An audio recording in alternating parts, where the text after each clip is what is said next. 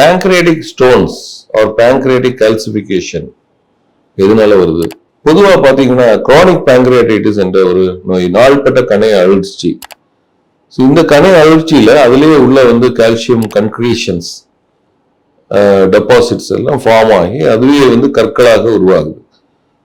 இது ஏன் ஆகுதுன்னா அந்த கணைய நீரோட தேக்கம் அதுல ஜாஸ்தி காணப்படுது. இடையிடையே there are intervening strictures, dilatation of duct, இந்த மாதிரிலாம் இருக்கும்போது அங்கங்கே puddles of pancreatic juices which are rich in the salts அது வந்து அங்கேயே வந்து தங்கிடுது.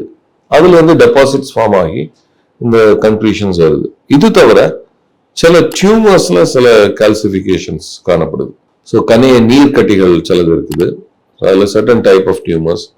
சில இதுல வந்து கால்கேரியஸ் டீஜெனரேஷன்ஸ் என்று சொல்லுவோம். அந்த மாதிரி கூட நமக்கு உப்பு படிவங்கள் ஆகலாம்.